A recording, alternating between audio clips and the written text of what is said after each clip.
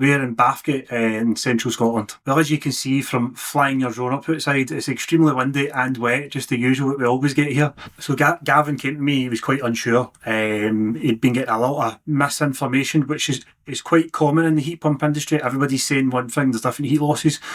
So he was told he needed a 13 kilowatt heat pump.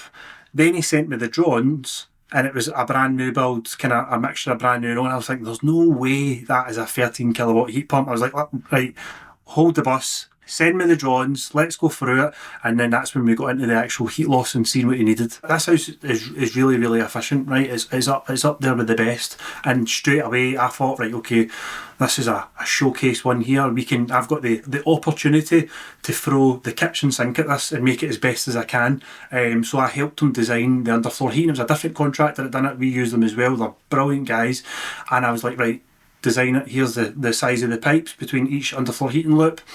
We're going to go open loop, well, no pumps, all open loop, everything, to make it as free flowing and as simple as possible with the lowest flow temperature possible. Well, for instance, we have turned up here today, just had a quick calculation and looked at this on-screen control panel, and it's telling us we're getting 440% efficiency for the month of November, and it's been averaging 0, -1, -2, and the other day there it was -5, and we're still averaging 440% efficiency for the month. So to me, that's a win. See, this job's great for me, right, because there's a, especially the old school builders, there's a stigma against new technology, heat pumps. They're like, oh, they don't work, blah blah blah. You know what it's like, right? So the fact that I've come in, managed to convince Gavin, a builder who's building his own house, fit a heat pump, get it working, and him be absolutely over the moon. He told me he's still on site and he still gets guys saying, oh, you're not fitting one of the heat pumps, are you? And then he's then going on to explain to them what we do, how we did it, and how good it is. And we've actually went and won some work from it as well. So this is a dedicated plant room that Gavin built just behind one of the bathrooms. So it's basically in the eaves of the house. We have got over here, this is your underfloor heating manifold. So we've got flow and returns up here, and as you'll see, the heat pump goes flow and returns straight in. There is no pumps, right? So we're going fully open loop in here. Then from the design drawing, we can set the different flow rates for each loop that's going through the property.